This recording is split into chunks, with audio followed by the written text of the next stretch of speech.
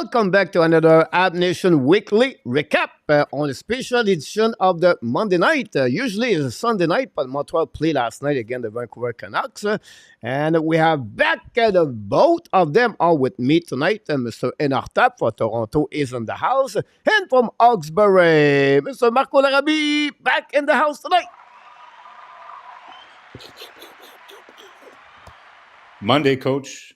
Monday is very Monday-ish, but great time to sit back after a very busy weekend and talk about a very cool weekend for Habs hockey. It was a fun weekend. I'm so confusing me. Like, I don't know Wednesday. No. Like, I don't know it's Monday, Tuesday, Saturday, Sunday. It's like last night I walk and I realized, wow, Monday night already? Where's Sunday? I think I skipped Sunday. But we are back anyway, beginning of the week in November. We are about like 11 days of the Thanksgiving, or 12 days before the Thanksgiving in USA. This is a big date, not only in USA, but in the hockey world, because of the standing, Mr. Enortap and Marco. That'll give you a little bit an idea what could be the end of the season for the people, for the team make the playoff at the Thanksgiving. So will be really interesting. And of course, don't forget the HNLS Awards, Turkey Awards is going to be November 23rd. We'll do it again for the year number 3 of that awards. Don't miss that show. Maybe it's the best show of the year. Yeah. Where we turn a turkey into a star. Yeah, like last year, I think it turned into a star, but I think Coach 2 years in a row. Really, eh? I missed the first year, but do you think we might have repeat candidates? Because I remember one goaltender in particular that was a candidate last year. And yeah, I don't think so. I think we have another direction, but maybe we have a new team.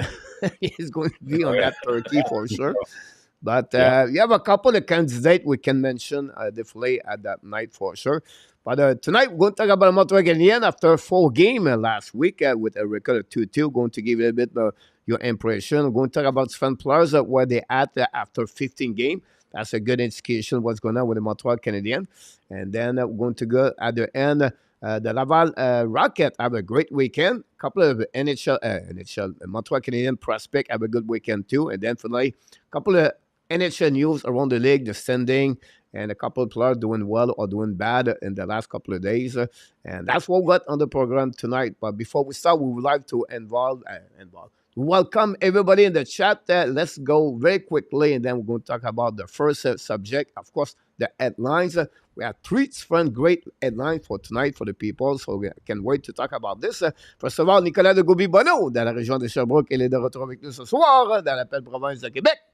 Following by Danny T, de New Orleans in Ontario. Not New Orleans, but Orleans in Ontario. Danny is going to come back, moderator, captain moderator de Hockey National Show. Following by Sébastien, the winner of the Mega NHL prediction last week. Sébastien with 9 on 15. Congratulations. From Bangkok, our friend Roy, he is in the house tonight. Following by our friend Roger. Welcome back, Roger. Hopefully doing well. And Sharks from Nashville, Brimstone, and Tennessee. He is back with us. Abination knocked the door tonight. Abination doing well. A lot of comments from Nation, Danny. Alain Vaillancourt from Kentucky with Iran and the mother-in-law are in the house tonight. Following by RJ Calabro knocked the door. And he talked about the Colorado sign Joel Kiviranta. Because Deconen is out. Jake McEnroe back in the house tonight. Welcome back. We have Sonia. Welcome in the house, Sonia. We have a TV in the house. I don't know what's going on here, but welcome in the house too. We have, do we have anybody else? Brissel, I believe. Is it Brissel? Welcome. A couple of people we don't know first, but welcome all of you guys. Thanks to join us tonight on the great Monday night of November 13. William McLaren back in the house tonight. He's get excited. Mr. Enortap, le snowmobile de Polaris et les trucs sont tous sortis avec les pompons sortis là, sur la galerie de presse du William McLaren. We have thanks so much. A lot of people support from Sonia. Here we go. A lot of people. One with Kings moderator is in the house tonight. Thanks to be with our Canadian show. And that's pretty much what we got. So Joe Manella knocked the door tonight at where he goes. And that's all, guys. That's what we got. Thanks to be with the Hockey Nation Show. We appreciate a lot. Don't forget, please, to click on the likes. Hit those likes. Here we go. Headlines of the night. Are you ready, Mr. Marco, to get your headlines of the night? And the first one is coming right here. Here we go, Mr. Marco.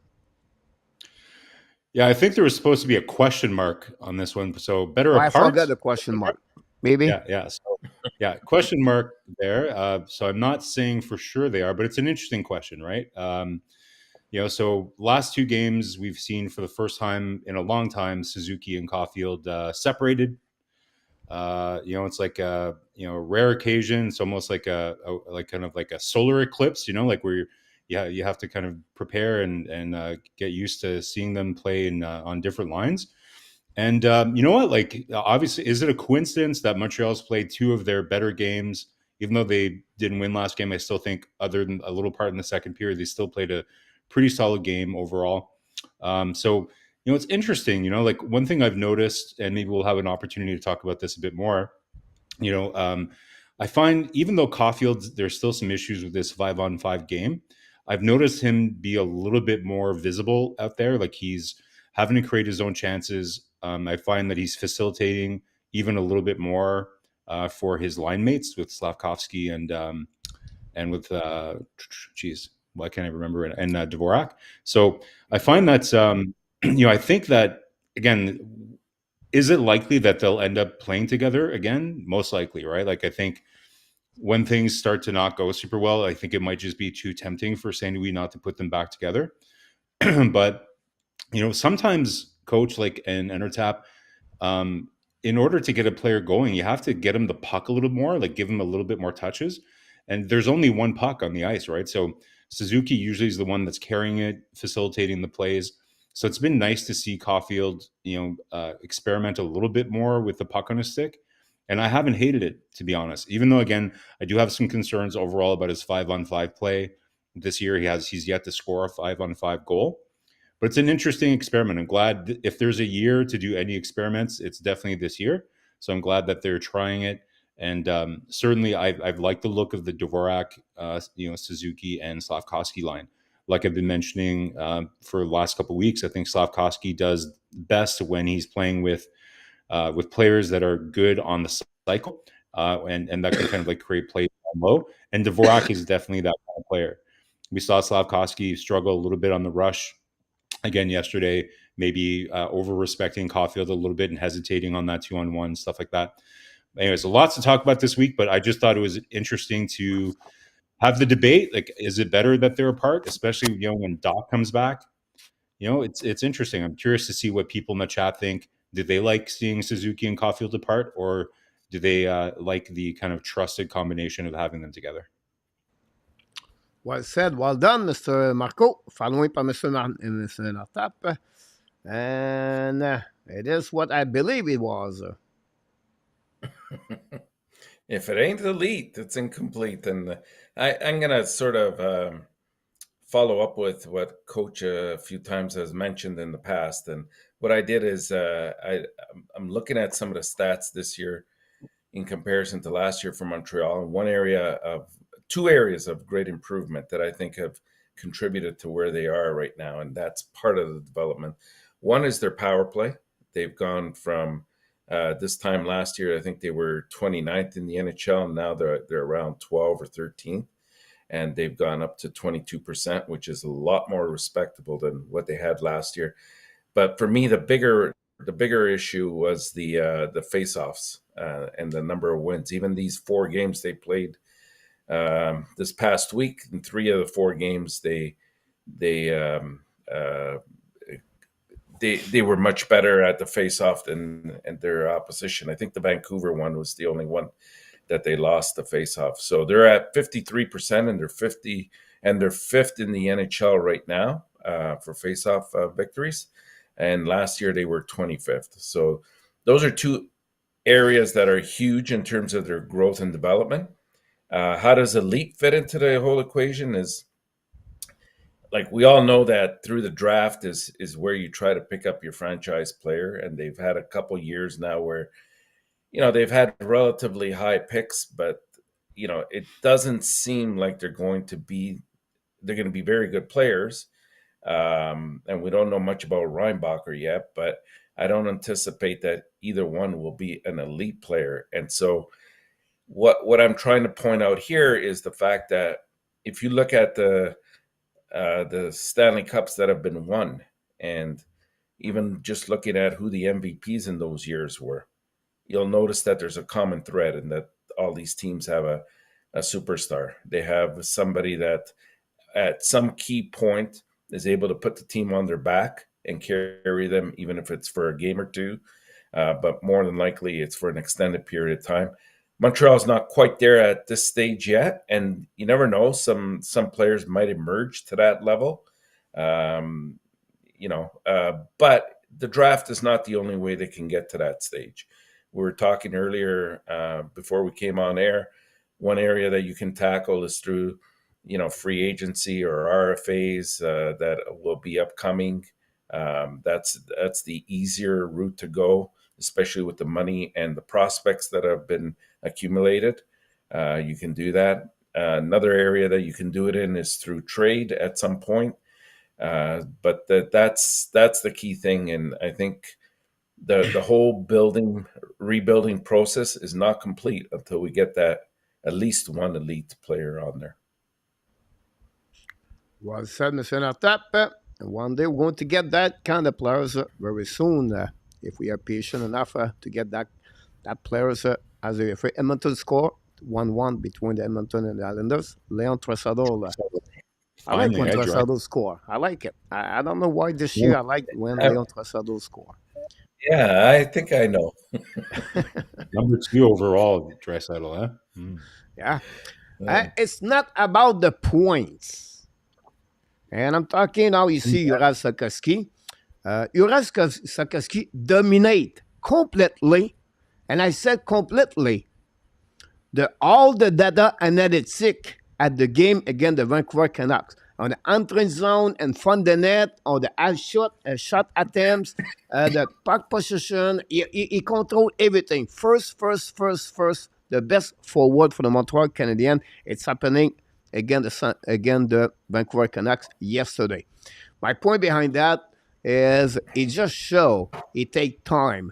You have to be patient with him. But a lot of people say he should play in American Hockey League. He should not be there. It's funny. Everybody fans here said that, and Martin St. Louis said, no, he's improvement. He's getting better. He gets his touch. He's looking better this year. He's in control about everything going on the ice. He know everything what's going on. He anticipates the play. He read the play better. He just improved, more physical. You can see that game after game. Yes, it's a roller coaster, like you said. But overall, Martin said we believe like Juraj Slavkovsky is increasing day after day and is getting better and better. Another point right there, Josh Anderson. A lot of people complaining about Josh Anderson, who is the number 1 forward in NHL draw penalties this year. Josh Anderson with 14. He is 14 right now. So my point behind that is not about only the points, it's about the details of the game, what they bring on the team. It be play specific role. Is it perfect? No, never going to be perfect. But sometimes we're only looking for the score sheet, and that's we think the outcome of the score sheet make a player good or bad versus compared to anybody. And I think for me, we miss sometimes the point about we miss the point. That's pretty much funny. He said that we miss what we should looking about at the end, what they contribute, what they bring on the ice, and that's what point this. It's not always about the point for what Martin should be talking about this. You're so right, Coach. The best example I can think of, somebody that we know very well, right? Like Max Pacioretty, right? So Pacioretty, when he was scoring goals, was very useful, right? But when he wasn't scoring goals, what did he really do for the team? Not very much, right? So, would we love Anderson to be scoring 30 goals? Yes, and he'll score goals again, never 30, but you're right. Like that overtime goal, that doesn't happen if it wasn't for him cutting through that and creating that broken play and opening everything up for Matheson, right? So you have to look at those things. And, if you're not scoring, if you're in a drought, then there's a lot of other ways you can help the team. And that's why I think Suzuki is a good choice for captain, because if he's not scoring when he's in a slump, he can still be a leader and do other things to help the team, compared to someone like Pacioretty, who was grumpy when he wasn't scoring, wasn't really doing anything else. So I'm so glad you brought that up, because people are always way, way too focused on score sheet. And that's not really what wins you playoff games. Yeah, I'm sorry You about know that. what? We want to welcome, I'm sorry, Mr. I would just want, and Yeah. Rabinoff is back in the house. Welcome Welcome. back. Roger, our friend Roger, the brother of Daddy, back in the house. I don't know if both of them went to Monterrey this weekend. And Not then, without me. here we go. And then it's funny, Patrick Leblanc knocked the door. Welcome, Patrick. Uh, Welcome, Patrick. we have a question for Rabinoff. It's funny. Can we talk about this? Sorry about that one here, but we're going to fix this. But the question's about Mr. Marco. Is there a borderline a superstar Hughes could sign or trade for in the offseason?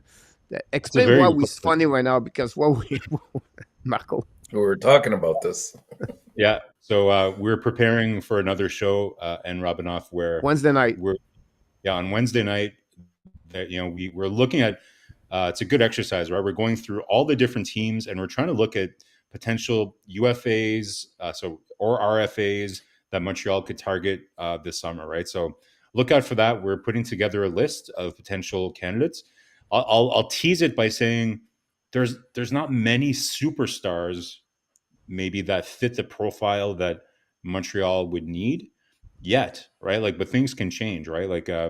Like Marco pointed out the other night, right? Like, you have sometimes players that, like a Max Pacioretty, I was just mentioning him before, right? Like, where Vegas just needed to dump him, and they got absolutely nothing for him, right?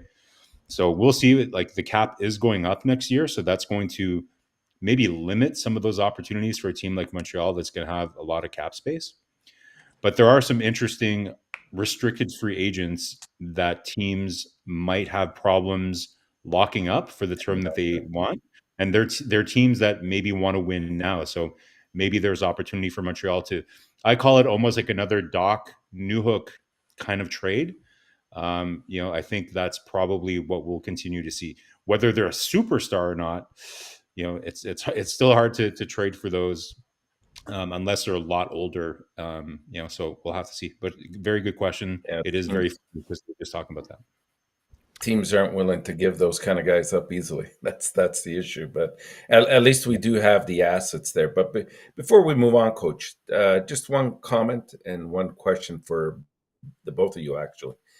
The comment with regards to Slafkovsky, I can't agree with you more. I've really seen his quality of play improve so far, and I'm pleased that he's here. He seems like his confidence is slowly starting to get to that stage. He's even taking more shots than he was at the beginning of the year. He's been snake bitten a little bit with the goal post and the crossbar on a couple of occasions, but if you look at I looked at this today, players that have 25 or more hits and 12 or more block shots, Slafkovsky right now ranks number 5 in those categories. And they're things that we never really think about, but they're the small details that eventually will lead you to that stage of success. And the question I had for you and for both of you was, have you noticed in Anderson's game that he's been relying more and more on his backhand rather than taking that very good forehand shot that he has? Or is it just something that I never noticed in the past and I kind of noticed this year? Yeah, like I noticed the last couple of games. Like, I think what I've been noticing is that he's been, like, for that goal I was talking about in overtime where he cut in the middle. So when you cut in the middle and you're coming down on the right side, it means that you're going to be on your backhand, right? So I've Right. seen that. Yeah. There's a couple of options for Anderson, right? Like, we know that there's really 2 moves that he does. He'll skate in, skate around the net, and then do a wrist shot from the slot kind of thing, higher in the point. Or he'll kind of, like, drive the net, put his shoulder down and kind of crash into the crease. That's unless he's able to get like a breakaway, right? Like he can do that a lot because of his speed.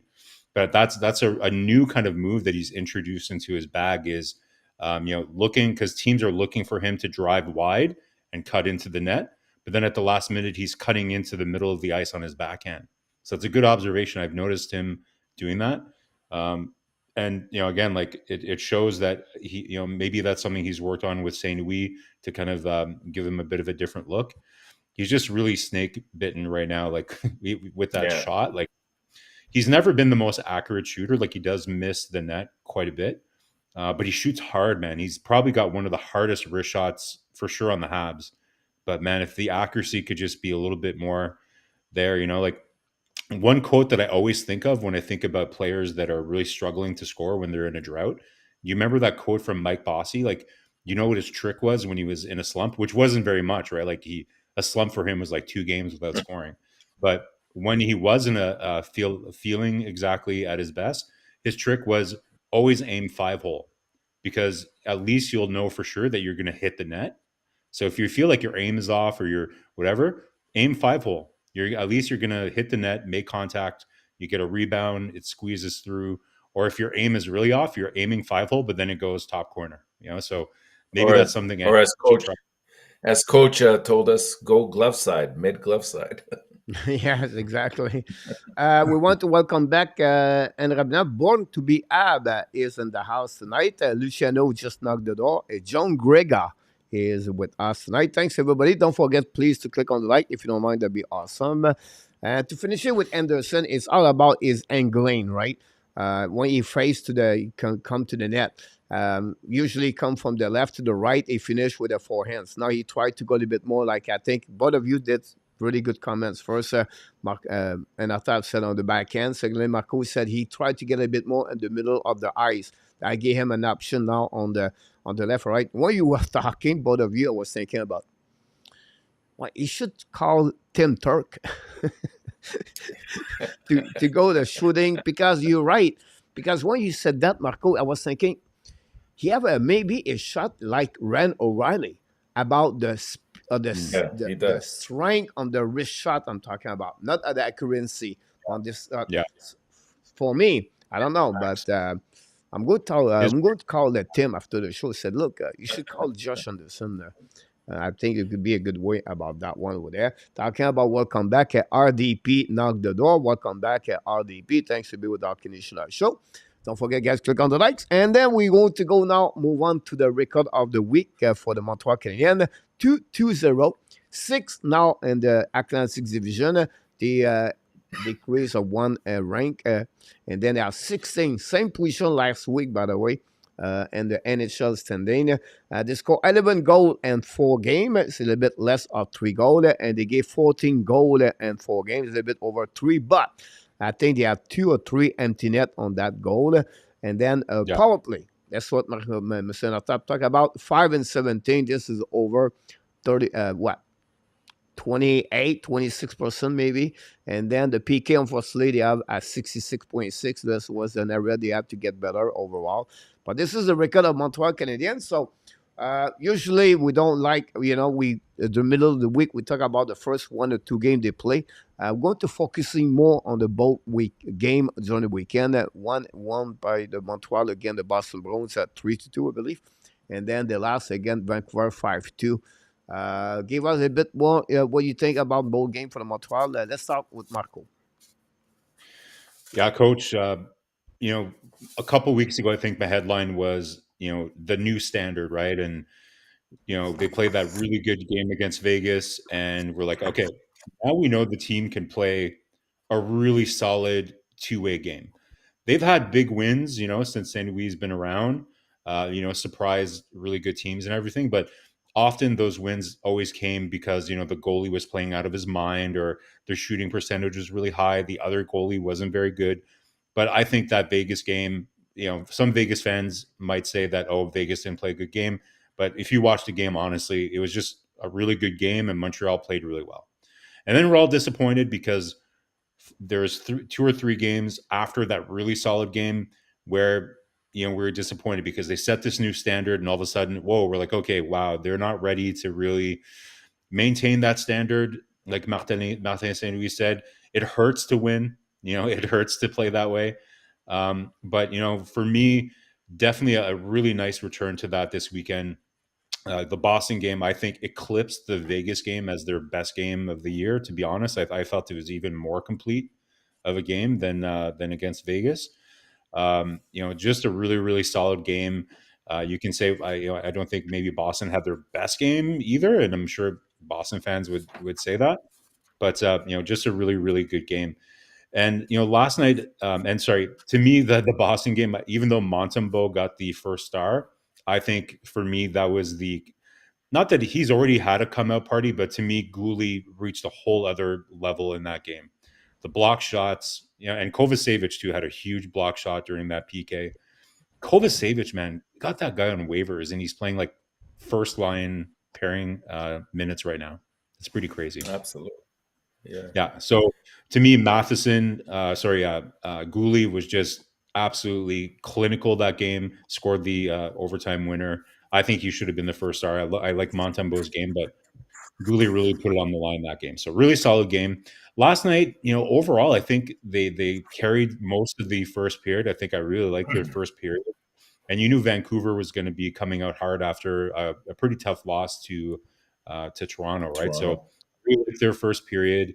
And then the second period, guys, like, maybe they lost their concentration, and there were some bad breaks there too, right? They had the goal call back.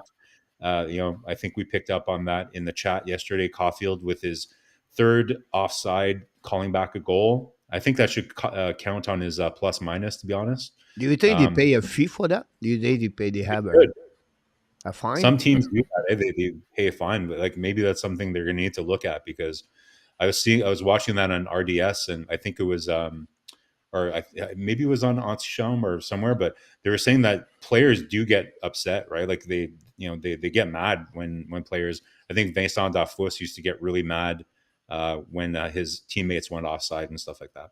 But sometimes it's about Marco. It's about the momentum of the game, right? It's what happening, what the score is. If you lead, I don't know, 3-1 example at the middle of the second period, and then you score another goal, and now it's 4-1. That's maybe you have an impact on every time you have a goal. At least it's 5-2 now. The score is 6-2. It's not a big deal, but usually you have an impact in the game. When it's a huge turning point, like it's the classic TSN turning point, classic TSN turning point moment. Montreal looks like they tied it, and then all of a sudden, so that happens, and then another tough break. Allen loses his stick behind the net. They kind of circle around, so just they lost their composure a little bit. Even he didn't have a stick. I felt that was not Allen's best goal. Like, I know it's very kind of discombobulating not having your stick, but it was still a shot from pretty far out. But there's this like period of like maybe 10 minutes where they just kind of got off the rails a little bit for them. But then I felt that they came back and had a really nice, strong period against Vancouver, and they had a good push. And then, I don't think the score is indicative of what that game was, right? Because there's like 2 empty net goals. No, not at all. Not at all. So to me, the 2 really solid games. And, again, like it proves to us that, and again, guys, I reiterate, the big thing for me this year is I wanted to see, is St. Louis going to be, is St. Louis a real hockey coach? Does he really care about defense and playing hockey the right way? And, at times last year, I was starting to question that a little bit. And recently, he had that press conference himself where he admitted that, maybe he was a little bit fooled by the results, and was, kind of letting, the good results kind of fool some. And, there's too many Band-Aids that, if you put too many Band-Aids, eventually the surgery is too much to do and all that. So to me, it's very reassuring to see that the team is really, really starting to commit to playing hockey the right way. And like you were saying, maybe it's maybe Caufield's only got 5 or 6 goals or whatever, and maybe they're not going to be the highest scoring team in the league. But in the long run, the more of our young core that learn to play the right way, that's going to pay off in the long run. So really, really, out of any stretch over the last year, these last 2 games are probably the most encouraging to me, that in the Vegas game. So I'm really encouraged by what I'm seeing. Coach and Enortap. Yeah, a few of the points I've already mentioned. I jotted down a couple points for myself in terms of what I saw in the games, and I mean, for me, number one, and I really don't want to get into it too much here. Maybe this is something for the future, but I really think the offside ruling has to be looked at a lot closer. I don't know what the solution is, but it definitely is a momentum killer, and we're talking minuscule amount, like an inch or two at the most, that these plays are being called back, and it had an impact, as Marco mentioned earlier, had an impact on the game yesterday. Vancouver turns around and then comes back the other way and starts to dominate that period. We've seen now, this was, I think, Slavkovsky's, I want to say, third time that he's been called on the offside himself, and maybe part of that is the anxiousness of trying to get into the play quickly and support his You mean players as Caufield? well. You mean Caufield, right? Not Caulfield, Slav. Caulfield, sorry, not Slavkovsky. We don't need to My add any apologies. more hate to Slavkovsky. Yeah, yeah. Speaking of like Slavkovsky, I'll say that, as before, I'll reiterate that I'm very happy. Like, he seems to have finally gotten on track a little bit. The points will come, so I'm not too worried about that. I thought Allen was solid, especially in that third period where, Yeah. at the beginning, Vancouver Oh, could yeah. have really ran away with it, but he made some very key saves that just kept them in the game. Um, Anderson is playing well, but he's not scoring. I think that's something that'll come around in the near future. The 2-2 record this week, not so much the record itself, but who they beat, I thought was quite impressive, because we thought And how? it was going to be a very tough week, and how they beat them, right? Yeah. That was impressive. And, we've talked a little bit about Gooley, and he really showed it yesterday, more so than any other game, that he definitely is going to be at least a top four defender, and a very good NHL player as well. And one final thing I'll throw in there, and I really liked Dvorak's game. He's not at. I'll admittedly say he's not necessarily a top six material, but he is a solid number 3C on the team. And he does a lot of little things well. He defends well. He can score. He's got decent speed. And he's Face a off. kind of guy that can fit. He can, yeah, the face off, and he can fill in the top two lines, for short stints, and not really hurt you in any way. So that kind of stood out for me as well. Has really good power play totals in his career too, like being a net Yeah, front guy. Very useful player. Yeah. yeah, yeah. Awesome. We want to welcome back Pierre Martin. Thanks, Pierre, to be with the Hockey Nation show tonight. A couple of people talk about McDavid, and they talk about fun. They always see McDavid somewhere else. Uh, He's not Not gonna moving. happen. So No. don't expect too much about that. First of all, we have two questions I'm going to answer to you. Is there a player Montreal this year you are disappointed with? Yeah, I'd say for me, New Hook. I wish, again, I love his speed. I like the beginning, his first couple games. I felt he was kind of a puck hound, playing on the right side of the puck. I find he loses a lot of his one-on-one battles along the boards. You know, I the experiment with him at center wasn't amazing. So, they put him on the wing and hoping that would be less responsibility. But one of the key, responsibilities that you have when you're playing the wing is winning, that puck battle on the wall to get the puck out when the defender is, ribbing it out and stuff like that. So, you know, I like the player. By no means am I giving up on him or anything. Like I just don't see at this stage that he's going to maybe blossom as much as Doc did. Like Doc was, kind of a really, really successful reclamation project for Montreal. But, so the question, I guess, will become, was it worth giving up two picks, like a first round pick and an early second round pick, for what could potentially be a very, very good third line winger. We'll see. We'll see how it plays out. I like his speed. I think he has a certain amount of creativity. He's got a decent shot. Doesn't shoot as much as he should, but I would just like to see him, like the other players that we've talked about, like just really focus on doing the small things a little bit better, like winning those battles. He needs to play heavier on the puck. I know that's an old Babcock saying, but I really believe in it, right? Like same thing for Caufield. Like you don't necessarily need to be a tall, big, strong guy to know how to play hard on the puck, to be heavy on the puck. It's all about how you position your stick. Like look at Harvey Pinard. He's a perfect example. He's not a huge guy, but he finds a way to maneuver himself in one-on-one puck battles, positions his stick really well.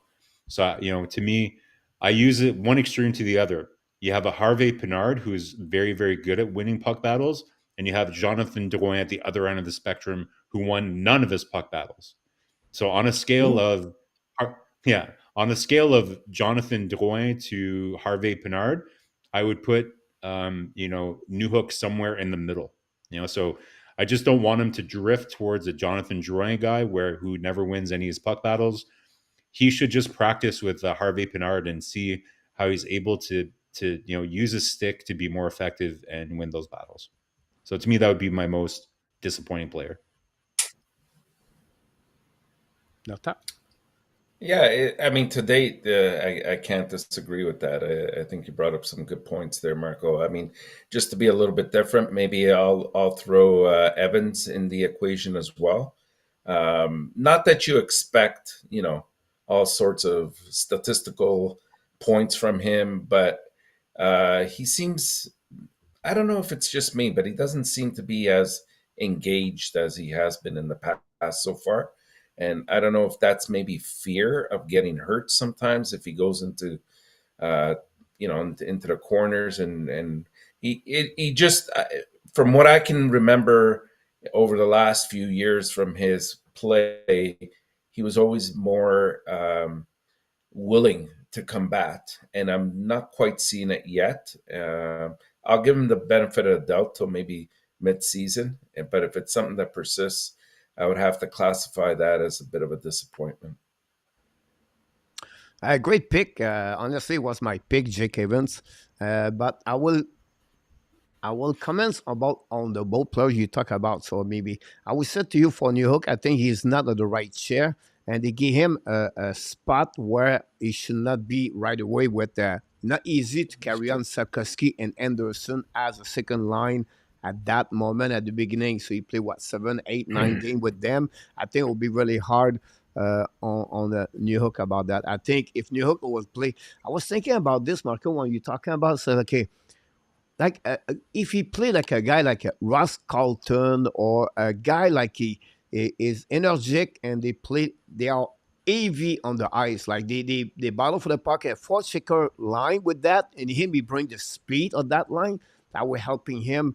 And they don't have this right now, Montreal at the third line with Gallagher or Pearson.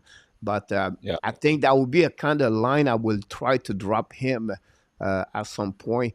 I think it will be a solid third line player for Montreal Canadiens. Remember, Dak is a third overall pick. Newhook is 16th overall pick. So for me, he's a little bit now try to figure out everything. It's just for me, it's not the right chair. I would prefer him to be He's like not a more centerman. winger for him with the Montreal at the beginning. On the flip side, for Jake Evans, for me, my disappointment about him is he should carry on the line as a 4 line. He does not do that, and that's for me is a bit disappointed about that. He could be the one like helping Pesada, Armia, Ilonen, or any other RHP, and he struggled on that one. Yes, he had details of the game, the face-off on PK. I understand that, but I need more for him on the other side. I would disagree on Evans, guys. Like again, do I see a little bit more upside for him? Yes. He's shown that he can produce a little bit more and maybe drive play a little bit more than he is. But like we were saying before, right, about Slafkovsky and points don't matter. Evans, like you said, Coach, he is contributing in other ways, even though he's not producing, right? No, my Me, point of view is like he has his stat analytic on the offensive side, that line, and everybody play with are not good. That's my yeah. point behind that. But That's I St. Louis understand what matches you him bring all the time. on the flip side, but as a four line, for me, we need more. We need more at Jake Evans. Have you Yeah, he needs noticed to though? be engaged. He Have you needs to be guys more noticed though that? engaged. Sorry, Enortap, didn't mean to interrupt. No, Have it's you okay. guys noticed that St. Louis often uses that line matched against the team's best line? That, I don't know if you noticed that, but even against the Boston, like He the two, did last yesterday. It was really, really. I was shocked to see that. I did yeah, not. I don't. I didn't. I did not go, because he's at home, right? And he exactly. did it. He can make the I last really line. look and assist about that one over there. More But like he's done that usually it before. is.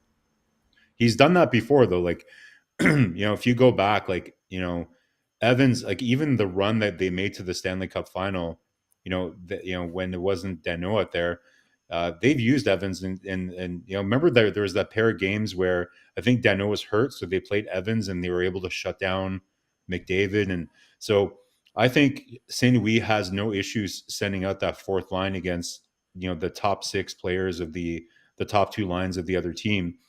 I'd be curious to see the matchups that line gets. If they're playing mostly against the fourth line of the other team, I might agree with you guys that I'd be disturbed or worried about the offensive zone numbers that they have. But I think it has to do with their utilization. They're getting a lot of defensive zone faceoffs, and I think St. Louis is matching them up. Maybe not as much as last night, Coach. I agree. Like that was they had last change, and they were still matching against Peterson. So it was a little. It says a lot about St. Louis' confidence in those guys, and so yeah, interesting. But I would be curious to see Evans' line, like what percentage of their shifts are against top opponents on the other team. Yeah, And but that's that. again, Marco, it's not the statistical thing that I'm looking at. It's that intangible. I'm not seeing him as engaged as I was in the past couple of years. And I remember that the playoff run, and like he was in on just about every single puck that was loose, and for a guy that's not very tall and to be involved in those kind of plays, it's kind of like RHP getting his nose dirty in corners and setting up people around him, and as coach said, making his two line mates that much more effective, that they can uh, down the road produce a little bit more. Yeah, and I'm not surprised that they put them against some of the top lines, um, because defensively the skills are there. I just like to see him engaged a little bit more offensively. And again, I'm it surprised. doesn't. I'm Yeah, surprised go that you ahead. guys. I'm surprised that you guys wouldn't have had Caufield on your potential list of players that have been disappointing this year.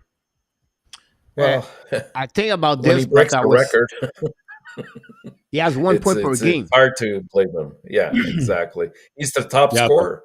He's got 14 points. so when you break it down though, 5-on-5, it's not very strong, right? Like if you take away the overtime production, and the power play production, weren't we But hoping that that's but what did we say at the yeah. beginning of the year, guys? Like I think we all agreed that we would be more than happy to see Caulfield only score 38 goals, but be a plus player and be able to round out. Like St. Louis has said this for a while. I don't need to teach Cole Caulfield how to score goals. It's like he's born with that. That's natural for him. What I'm disappointed about is that I haven't seen a lot of growth in other elements of his game again. I'm sorry. I know it's probably not a very popular thing to say, but he came in, he looks bigger, like his upper body looks stronger, but I still don't see him winning any, like he's never able to win loose pucks.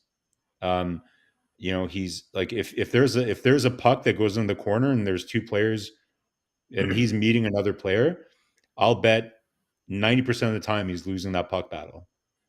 So I know he's not big, but he's got to find ways to affect the game in other ways than just scoring goals. And Yeah, that's but my now headline you was ask him something is With not him. should be do. Like he can be a little bit better, but I would not expect him. Like look, Leo Trossard today. Like I watched yeah. his Yeah. when he got a goal again. He's not a defensive player. So, but we can improve him, but he will never get the guy in front of the net and cover him, the guy all the way to the front of the net. So for me, I would not see that part there. He's +1, Caufield. He's +1 in the lineup for the Montreal Canadiens. It's not. I'm not asking him to be a Selke nominee, right?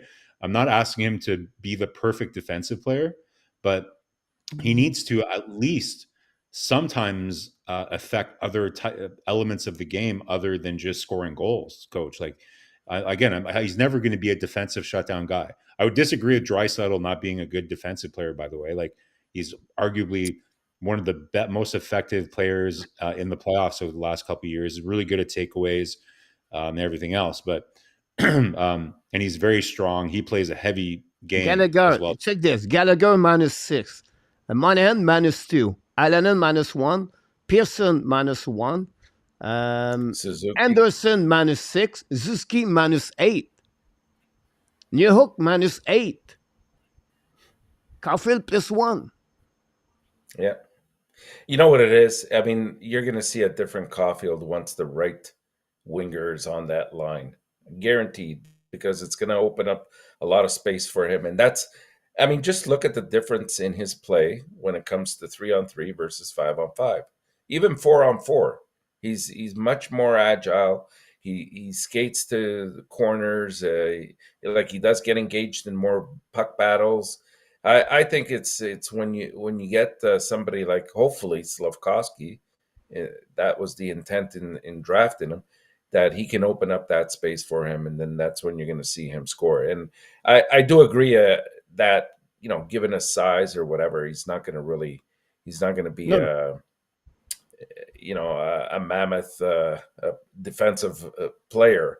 But I understand you have your responsibilities. At the very least, handle those properly, and then worry about your offense as you go along. But and he's got to be able to keep plays alive, right? Like, you know, if he doesn't have if there's a loose puck, all I'm asking is that he win 30% of those. Right now, it's like 0%, right? So I would like to, again, it's just seeing his game round out a little bit.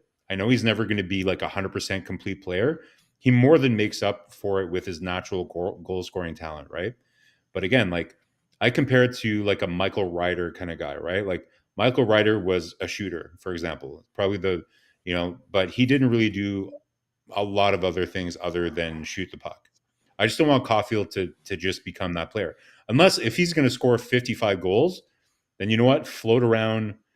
As long as you're not costing if you're going to score 55 goals, then you get a lot of slack.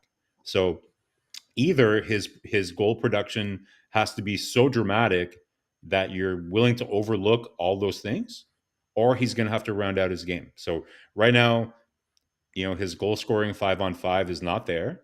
He's got 3-on-3 goals in overtime. So listen, I'm not trying to be negative. Like I said, I liked seeing him away from Caufield because I felt I was seeing him more. He was more involved, creating a bit more. But he'd be on my top 3 or 5 players I'm a little bit disappointed in so far. But it's early yet. Michael Ryder, Marco is 6'1". You cannot ask Caufield to be a 6'1" to win the battle over there. I see this weekend Caufield at the dots, below dots, recover the puck and retrieve the puck. I think we are hard to ask Cole Caufield now. He's the leader of the point. We ask him to play better and to be with the disappointed about him. Now, he can get more goal 5, possible 5 versus 5. But I think for me, it's not the one that I was targeting more about that. Like, everybody in the player, Montreal should improve everything in the aspect of the game to get a little bit better at the end of the day for me. But I feel like... Yeah. He wasn't number 1 on my list, Coach. I'm saying he's on my list. Yeah. I understand what you're both saying, and there's merit in both cases. It's just I really think once they get that proper winger, you're going to see a different Caufield. But from what I'm seeing so far, he leads the team in shots on net. He's got the most game winners. I know they came in overtime, but he's there. He's present. He's not disappearing like, let's say, a Hoffman would, or somebody of that Well, ilk. No, I know. Of course. similar to how Yeah. we were saying, guys, before, how Montreal's wins early in the season last year and earlier this season, they're kind of mirages because of high goaltending. Is Caufield's production a bit of a mirage because of secondary assists, overtime production, and power play? I hope not. Maybe I'm wrong. I'm just saying, yes, if you look at just the raw numbers, he's leading them in scoring, all those things. But there's some things underneath that make you wonder a little bit. That's all I'm saying. We want to Well, welcome back was it the issue Daryl. last year? Daryl AK in the house. Pierre Martin is with us tonight. Nicholas knocked the door. Thanks with us. Zev Lacav, I think I mentioned. GSM knocked the door with us. Patrick Leblanc talk about Svente. A lot of conversation about Montreal Canadiens. A question from Alan here. First of all, guys, don't forget to click on the likes. Alan asked us this question. Do you think Montreal can maintain a 500 record? Go ahead, Enortap.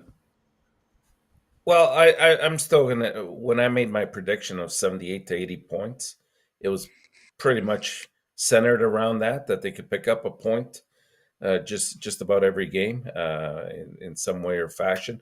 I think they'll come slightly under, but they should be dancing around that. I think it's very possible as long as the injury bug doesn't creep in any more than it has. I think 500 it's going to be tight, but yeah, like, is it possible? Like, if they continue to play like they did in the last two games, I think they give themselves a really good chance to play that way. So let's see if they can continue this new standard for sure. I really like I said, I like what they've been doing the last couple of games in that game in Vegas. Let's see if St. Louis can kind of keep them concentrated and playing like this. It's a big month ahead for them, so we'll know more by the time this month is over. I would say no. I predict 72, 75 points. I don't say no. On my opinion about that. And it's a long season. It would take, they have some roller coaster. You can see it's in the beginning. It's a little bit roller coaster. And the time will tell us, hopefully they cannot have too many injuries. The key for Montreal, they cannot get an injury from the top six. If they have it's funny, we talk about all the time, Marco, where people said we have a lot of debt in Montreal. Martin Louis said we have a lot of debt. Yes, at the bottom six, but not on the top position and the Montreal Canadiens, like I would say to you, if they lose Madison, there will be struggle, right? If they lose Suzuki and Caufield, a Monahan example, right? I think that will be hurt the team more like anything else. So they are limited by the when he said that. I feel like it's true, but at the same time it's not. You have a lot of Jake Evans and Gallagher and Pearson and Island, and you can patch up, but you cannot miss a guy like Caufield, Suzuki or the other players about that one or that for that one. For that, we're going to move on with a lot of comments in the chat. Don't continue to check the talking. That's great about that. Yeah, a couple of people talk about Nick Suzuki, disappointed. Jordan Harris is unemployed, disappointed. I don't know if I know someone else. I pick other people, but I would say to you, Harris is a bit unfair. Really? Go ahead.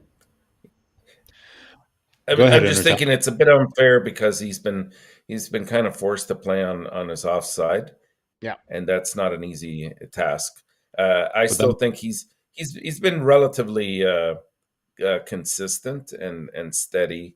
He just hasn't been, top four right now. Unfortunately, if we want him to be top four, then yes, it's a disappointment. But right now, I would say he's bottom two. I don't know, guys. Like, I think I've brought this up in the last couple weeks, but like, I find he's most times that we get bottled up in the zone. Like, I find that he's just really slow to when he's going back for the puck. I find he's very hesitant to make a play. I would love to see him skate the puck out a lot more often. He's a great point. St. Louis has talked about it. Like, when he played him on the top pair, I think with Matheson one game. if you hear what St. Louis said, he's like, Harris, he needs to use his skating as a weapon to defend. That's his biggest strength. And that's the thing with Harris. Like, he goes back for the puck, and he always, I find he's always hesitating, doesn't skate it out, doesn't make a quick pass. He'll kind of like rotate it back to his D partner, or he'll hesitate a little bit. And then all of a sudden, boom, you've got 2 forecheckers on you. In the second period, you get trapped on the long change. Like, he just needs to be a lot more assertive. So I have been a little bit disappointed because he's an amazing skater.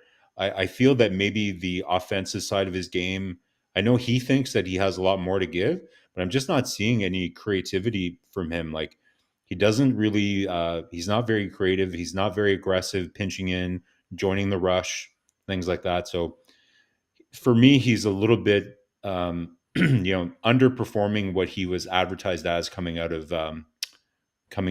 college. Who play better defensive, Albert Jekai or Jordan Harris? Jordan Harris. Who have better stick in the NHL data analytics this year? All the analytics on the defensive, who have a better, the top best defenseman in the Montreal Canadiens? Jordan Harris.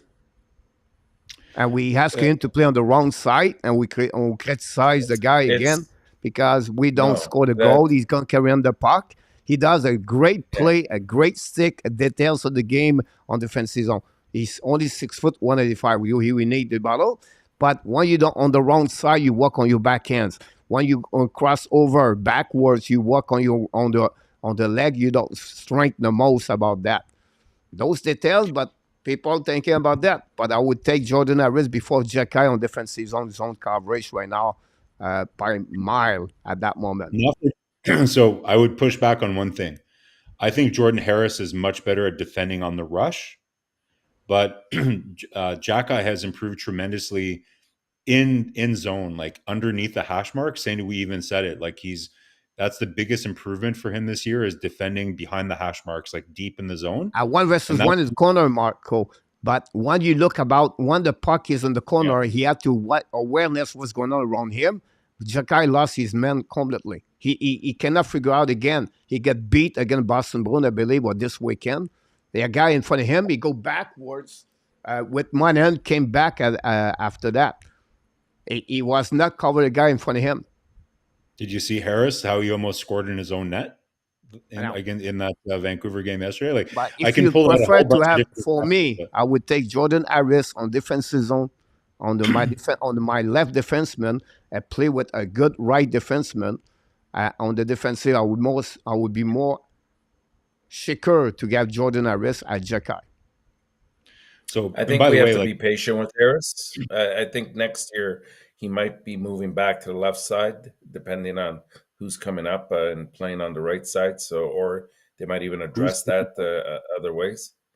Who's sitting from the left side? Who's going to sit from the left side? Because probably at the end of this year, Hudson is going to be playing games, right? It's not impossible that he makes the team next year. So who sits? Jekai is going to be a healthy scratch at some point. I doubt that. I doubt that. Yeah, you know what, Coach? I agree defensively. He's much better, Harris says. But to say that Jekai has been horrible, I think is a little bit unfair because... No, I would say he was horrible. I never said that. I just compare. I would take Jordan Harris right now over Jekai on trend level about that one. There. Again, I said to you guys all the time, people laugh, he's going to fight 25 times, 30 times. He's going... Listen, the hockey is changing. No, it's not. The hockey is going to It's not about that. None of us mentioned fighting, Coach. That's not what we're talking about. But we can't talk about physical presence, right? Like, there's no question he brings something different, right? So here's a good question for you, Coach. I'm not just saying, okay, if you had to choose between Harris and Jekai today to defend a rush play, I think we'd all agree Harris is a better defender, defending the rush, understanding zone coverage and all that. But if you had to choose a player to pick for the next 5 years, are you saying that you would choose Harris over Jekai as an asset to keep versus Jekai? What you said again? I'm sorry. Okay.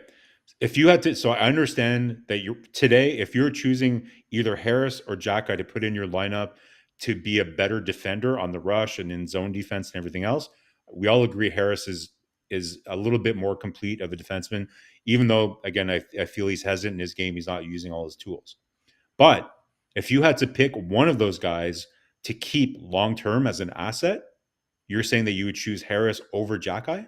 No, because at long term you have a player like Engstrom, Elaine Hudson, and maybe other prospect will be better at Jordan Harris, and you don't have that kind of player like Jacky bring on the table a specific occasion during a game.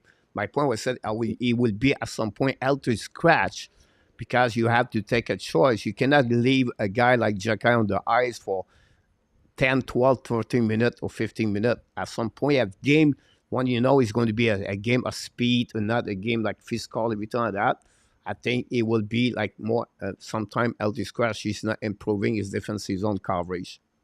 So what if saying I think that's where you it'll nailed it. take time.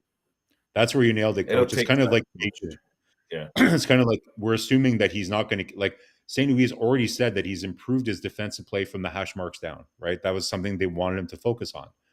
And now they want him to focus on St. Louis said it out loud. Now we want him to focus on his rush defending. So just like any other player, they have a development plan for him, and so I think for me, he's a guy that, I would invest time in. I still have confidence. Like, I think he has the skating. As a big guy like that, his skating is very strong. He can move laterally. Yeah, it's not bad at all. No, he is really good skater. So it's just him committing to, learning the game, better reads, and with a coach like St. Louis. And let's not forget Stéphane Robida, who is often forgotten how critical of a role he's playing in developing the young decor for Montreal. But and I see Hab Nation here talking about Struble. Let's not forget there's so many. I think you and Marco talked about it, and Enortap on the show on Wednesday. Like, they're going to have to liquidate some of those left-hand shot defensemen, and I think Harris is out there for sure. All right. Yeah, I think he's going to be trade bait. Who stood out for the week for the Montreal Canadiens? Oh, wow. There's a handful. I would start with Slafkovsky. I thought that his play was, like we said earlier, drastically improved. I would say you can only choose one, man.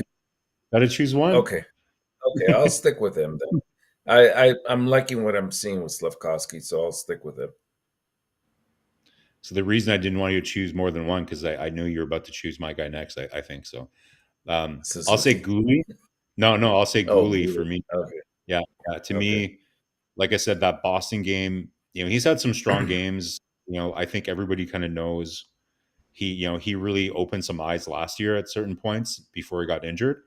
But I think anybody in the NHL that watched that game against Boston with the shot blocking, just a really dynamic play, and then the overtime goal, man, really impressed with him. I flirted with the idea. We were talking about how does Montreal trade for an elite offensive forward? And I've kind of flirted with the idea like, oh, maybe you end up sacrificing Gouli, you might have to get that really premier, winger or center that you're going to need to really take the next step. But man, he makes it really hard to flirt with that idea when he's that good, but he has so much depth on the left-hand D. But anyway, so for me, definitely Gouli, standout of the week. Coach, pay attention. Sean Monahan. Yeah, consistency. I think you have a straight 8 point. 9 games. Eight games. 9 games. Okay. Oh, yeah. 9. So, is it up to 9 now? Yeah. So for me, I would go with Sean Monahan on that one over there for Montreal Canadiens this week. Again, consistency is the key for him. Since the beginning of the season, whatever he does very well. He's he's just maybe the best player for me for this year for the Montreal Canadiens so far after 15 games. So if you have to vote for an you know what you're getting. Oh yeah, you know what you're getting with Monahan if he stays healthy, and that's that level of consistency, that expertise, that leadership quality. Like he's played on just about every line except the fourth. I don't think he's been on the fourth so far I don't this think year, but it doesn't matter where he is. He's just the ultimate professional at center, on do the you think wing, power play. Yeah. Enortap, do you think he might be a Masterton Trophy this year? I don't see why not. Up to this point, I would definitely put him in that category. Yeah. We have Andy show up tonight. AK, thanks so much to be with our Canadian show. Joseph Laham, ladies and gentlemen, is in the house tonight. Hopefully doing well, Joseph. We miss you, by the way. We tried to pick you up a couple of emails to you. And we have Sean McIntyre is in the house tonight. A lot of people knock. Don't forget, guys, to click on the like. If you don't mind, that'd be awesome. And do we have anything else associated as the best game visit the Vancouver Canucks from GSM? Patrick Coley is one of them. Pierre Martin talked about Monan, Coley, Gallagher, and Ever Primo stood out for him. Yeah, one game I think he did pretty good on that one. I agree with you about that one there. We'll go a bit more deeper now, guys. It's fun conversation. Montreal Canadiens line. It's time. And the boys said it's time. I think it's time for Martin Saint-Louis to change his line. And one thing I would say, I love Martin Saint-Louis. Everything he does is great. I love it. But I think one piece of the he's missing right now, he cannot adjust his line or on the fly. Like when I said that, you have to feel from the bench what they look like you play in front of you. And sometime 100%. after 7, 8 minutes, you say, play is not there, it's not there. Why not you change the line right away with there? For me, it's time to move Monahan to the top six. I think right now, if too many players are stopped or they don't performing, I think a Monahan at the top six will help him more the Montreal Canadiens. And you can make your own line right now. You can tell me what, but with Christian Dvorak now in the lineup, I think you can bring Dvorak on the third line. Will bring New Hook if you have to. But I think for me, it's time to move Sean Monahan to the top six. So this is my question to you. What do you think of what do you feel about that? Well, Coach, couldn't you argue that he is already in the top six? Like, couldn't you argue that Monahan, Gallagher, and Pearson are indeed their second line? So I don't know if we're moving him up. He's like, to me, he's already considering them their second line, right? So the question is, do you want to like you could, like remember that line he was asked, Saint Louis, like, did you hate it as a player when you were on a good line and then the coach would remove a player from that line to get another line going? And he admitted, he's like, yeah, I never liked that, but sometimes it's best for the team to do that, right? And that was kind of why he decided to move some of the lines around and separating Caufield and Suzuki. But I don't know. Like I think we just finished saying that I don't mind Dvorak with Slavkovsky. Like I think Yeah, they make Dvorak a is good not, pair. yeah. Like I know it doesn't seem like it should work because in your mind, you're like, okay, you want a really good playmaker guy to set up Suzuki and all that. But Dvorak is not a guy that is going to need the puck a lot, right? He's not a guy that's going to carry the puck. He's very quick on the rush. He's very good at kind of quickly distributing. He'll drive the middle lane, make a quick pass to the wing, and then kind of keep the play going. And in the defensive zone, he's very responsible as well, win faceoffs, all that.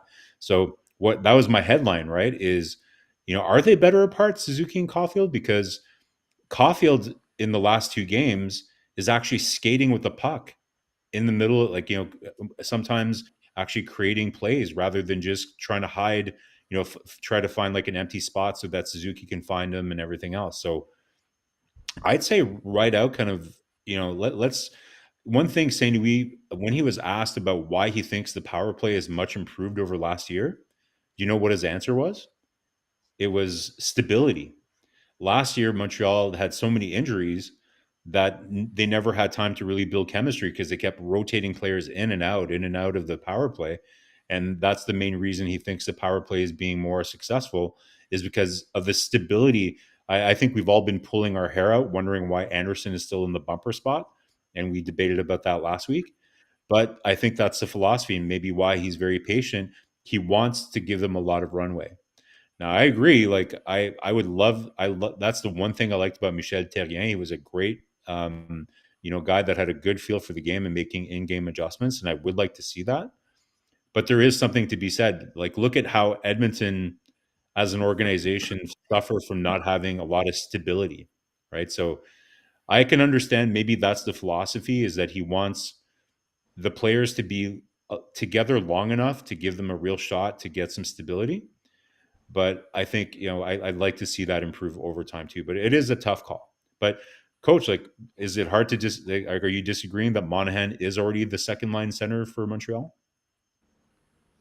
But the He the is. way He they is. play the line is considered like a third line, right? The way they build that line, that line. But at the end of the day, um, they use But sometimes the third line more often as compared to the second line.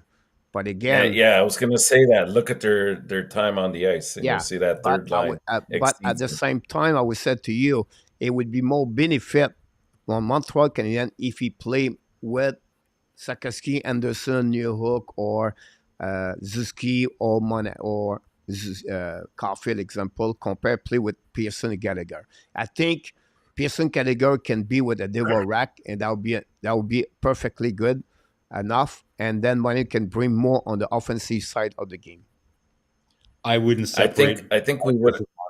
at all. Like, Gallagher's finally Yeah, got going. You'd separate But I would Gallagher put and yeah. Money Monahan? and Caufield, Zuski together. No, not yet. Not now.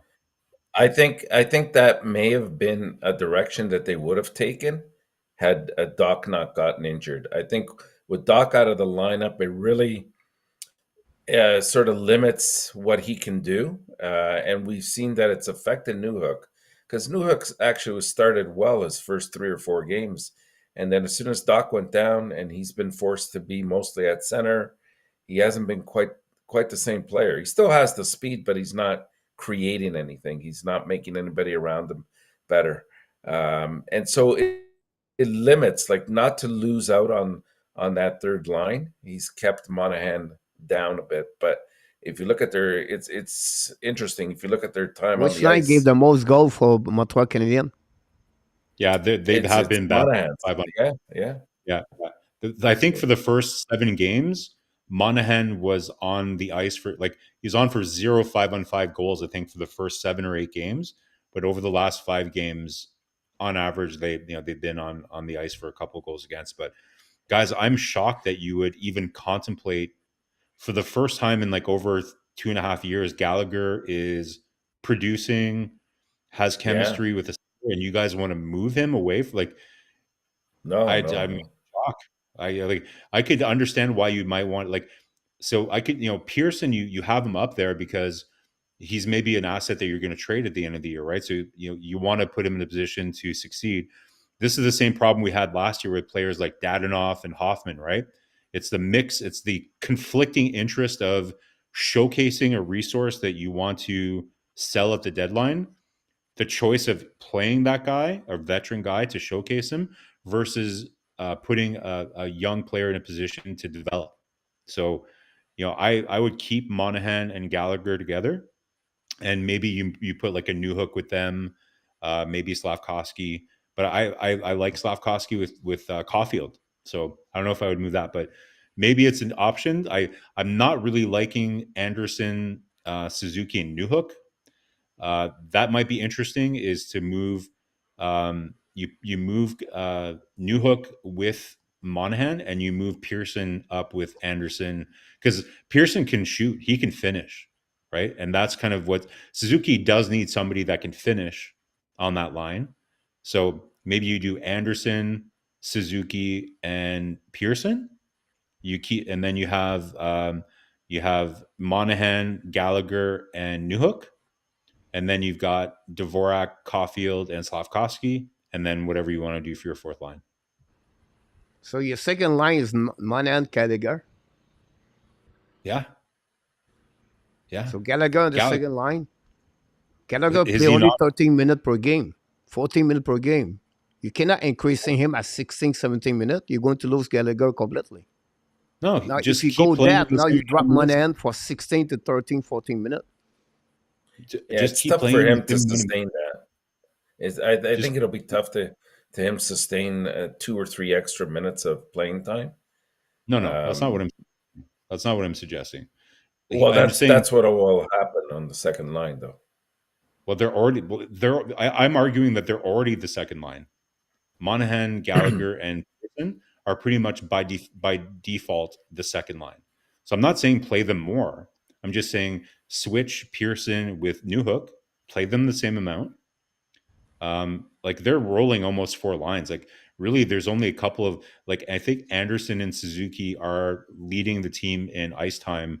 They're the only ones that are really playing above 20 minutes on average. Like Anderson's been playing a lot of minutes.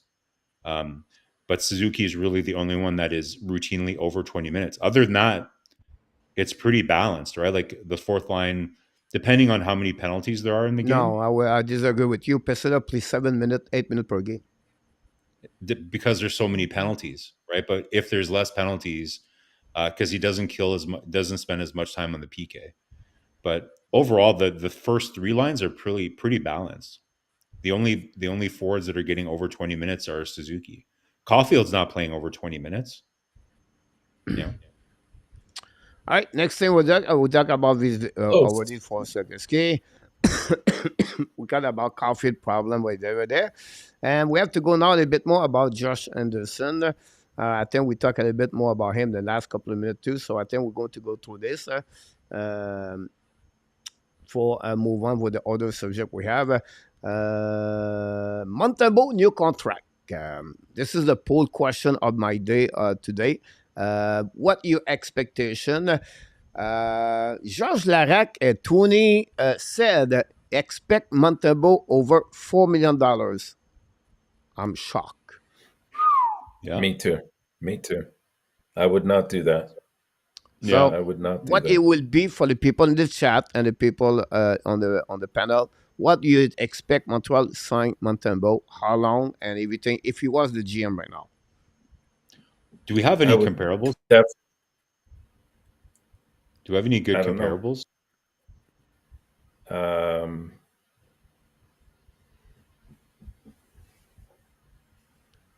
go I not ahead. at think coaches. that level. Yeah. A coach I was don't know. asking For comparables. Yeah, personally, I would, at most, I would give him 3 years, at most, and I would not exceed, the absolute max would be 2.5 million. Whoa, really? The absolute max. Wow. Yeah. I don't think you're signing him at that number, man. Why would he sign? He's gonna like Well, because he's making 1 million right now. yeah, I get it, but you know, that's it's It's what like the a show market. me. It's a Yeah, show but me he's already, contract, and but that's what okay. Well, he just finished his show me contract, or he's going to. That's what this year well, was. do you believe he's at 4 million? I'm Like not saying that's that. yeah. I'm saying like we can just throw out numbers if we want, but it really comes down to what the marketplace is, right? So I think we need to look at, like, I don't have the numbers in front of me, so we'd have to look at what are some goaltenders that have signed in the last year or two that have similar amount of games in the NHL, similar save percentage, wins, all Problem those is, things. do you consider him a starter? Do you consider him a backup? Because that'll make a huge difference in terms of what you sign him for. Yeah, well, it And again, like therein lies the problem. like they're like anything else for contract negotiations, it's all about comparables, right? So that's what they're looking at right now. So I haven't, No, it's I an get interesting, that. yeah. I get that, Marco. You're right. But what do you compare him to? Do you compare him to your number ones, or do you compare him to I'm your number twos? well, like I'm comparing, like, to me, the number of games tells you what he is, right? So you're comparing him to other goalies that played the same amount of games as him, because that's telling you whether he's a number. So I think without it being too complicated, he's not a clear cut number one. He's kind of like a 1B, like that's kind of what the numbers would probably show you. And it's the amount of games too is not really right up there. So would I be comfortable going at 4? Definitely not. But I don't 2.5. I don't think gets there at all. I was thinking more. I think the number that I put out yesterday was 3.5 for 4 years. might be somewhere around where they land. I think that's a manageable number. It's kind of like what a little bit less than kind of what Allen's making right now. But you imagine Montembeault is going to want a little bit of long term here, a little bit of protection, and he might be willing to take a little bit less on the number for term, right? But that's really like we've talked about this with Caufield, right? It really comes down to what's more important for Montembeault. Is he going to bet on himself and just do like another 1 or year, 2 year deal where the number is a bit lower, or is he going to go for something a bit longer? So my guess, if I was Montreal, the highest I would be willing to go would be 3.5 at 4 years. So I looked the time you was talking, Marco. I check around. Laurent Brossoit 120 game, Montembeault 110. Brossoit is at $1.7 million. Vladar That's is not a backup number 2. Brossoit, right? Yeah, but he's playing for Vegas, coach. No, he played for Winnipeg Jets. He's back in Winnipeg now. Yeah. Okay, so do you mean last year? No, I'm talking about compared number right now. I compare the stat. Like Brossoit is at .907 and Montembeault is at .895. He never carry on the 900 Montembeault and NHL. What's Thompson making? Thompson making? What's Thompson making in Vegas? Logan Thompson in Vegas. He's at 700, 900. Right. It's a young. He's a young, and he have about maybe 56 games like Adrian Hill. So I don't compare them. The next one I look is about Daniel Vladar. Vladar with Calgary, backup number 2, $2 million per year. He played only 59 games, so a little bit fun. And now I look at Wedgwood. Wedgwood, 102 game in NHL, he make $1.1 million, but he has same percentage at 908. Every goaltender you look in NHL compared to him, his number are lower. You understand? He played with Montreal Canadiens, everything like that. For me, I will not give him more at $3 million. I will only give him 2 years contract at $2.5 million, and you have to prove it again if you want to get a longer. Coach, would you agree then that Varlamov would be a good comparable? No, because Varlamov, he played a goaltender many years, goaltender number 1 with Washington Capitals and the Colorado Avalanche. So I look about other goalies, about 30 years old, is going to be enough to get there. So you try to get around 25 years old, 29 years old, but they play about 100 game as a backup number 2. You look like Washington, Lindgren is not. Co-play Los Angeles is not. Talbot is too old. Vancouver, they have a rookie with there. They have Martin before that. It's not looking good. Maybe he's not a number 2, coach. He's not a number 2. You can't say Montembeault is a true number 2 goalie. He's not number 1. He's a number 2. Okay.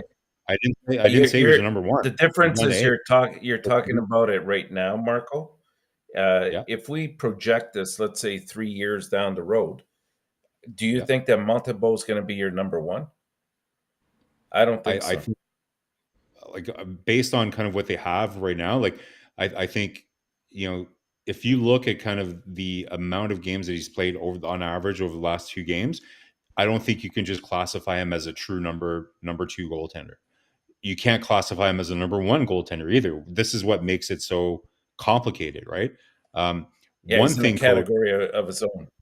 It's a bit. There's a bit of a gray area, right, which makes it complicated.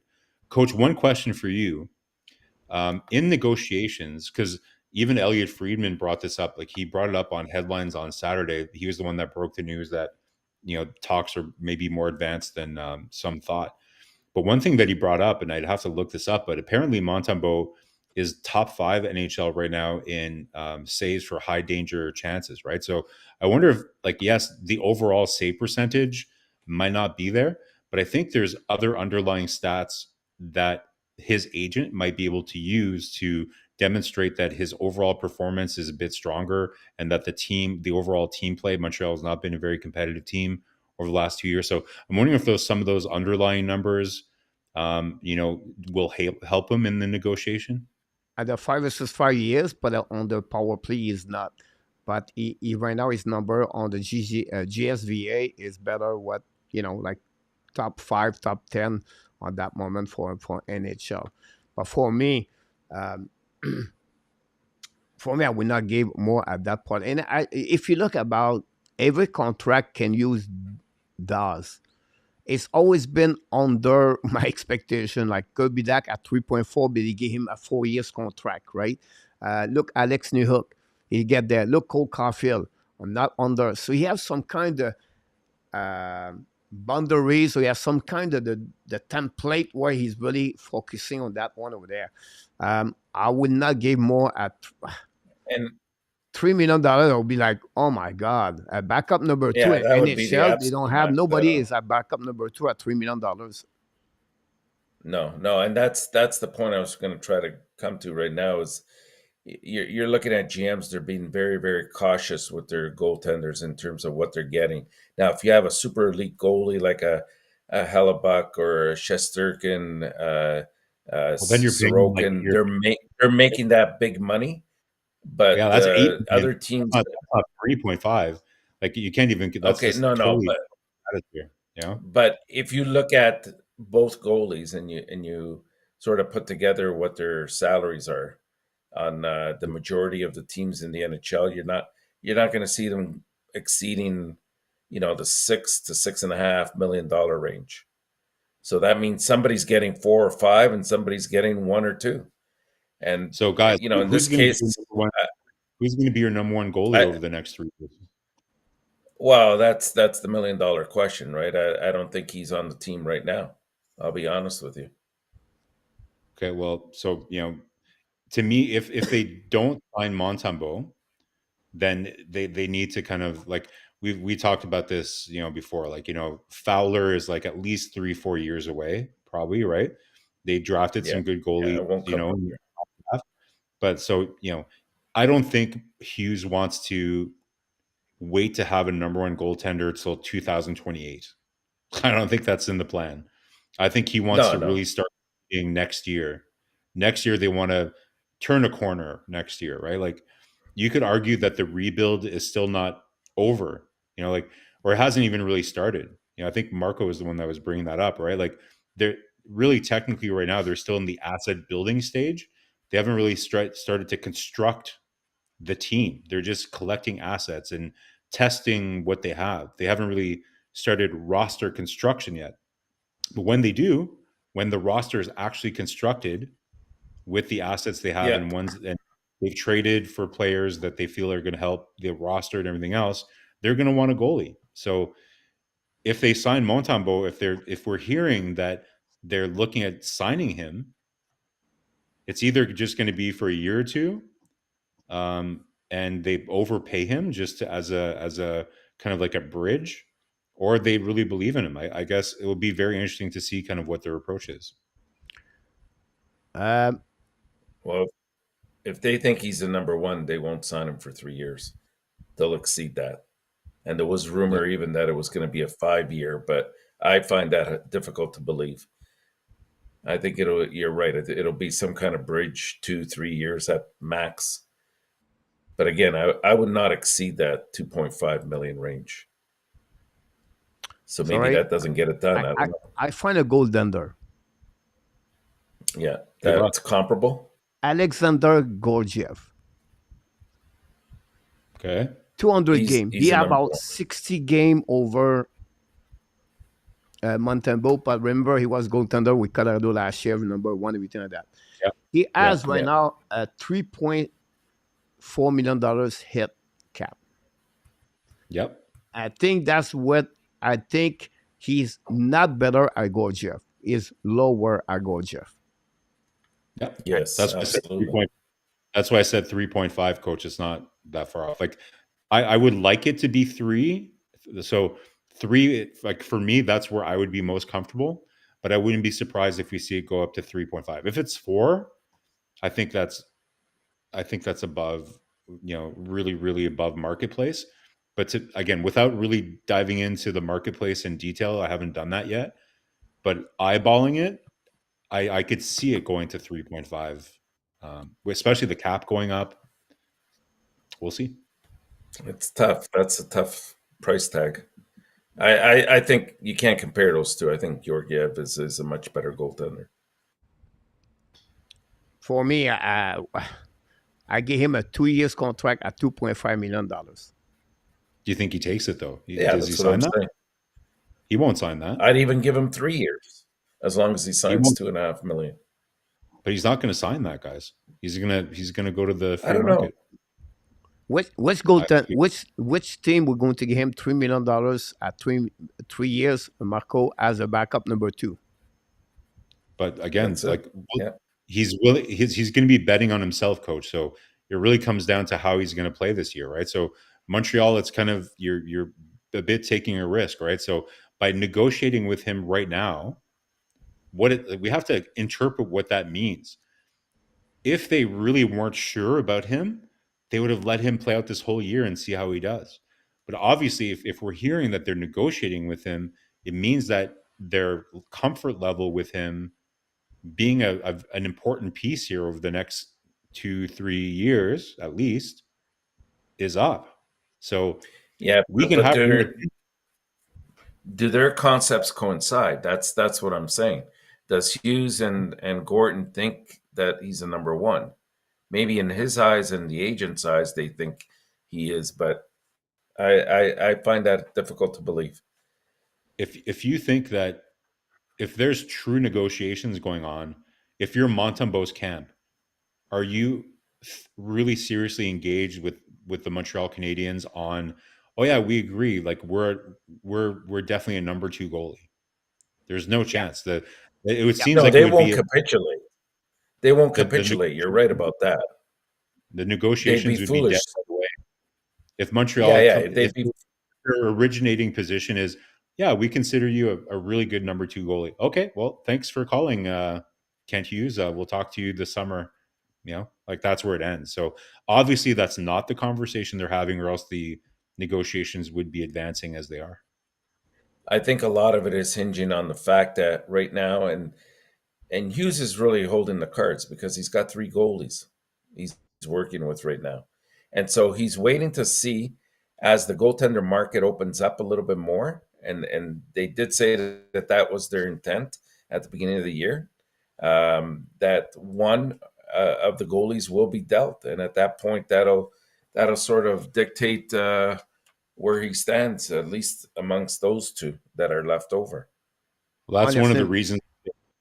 That's one of the reasons they don't want to lose Primo, guys, until they have certainty on Yeah, whether yeah, Monta staying long term. Like they can't afford to just let Primo walk for nothing until they know what's going on there. exactly. that's why they negotiate right now. They try to figure out what would be the plan, everything like that. But again, the biggest question is like no one here and nobody in the chat, and maybe can use too, can said exactly Montembeault who he is as a goaltender in NHL. Is it a backup 2? Is it a number 1A, 1B?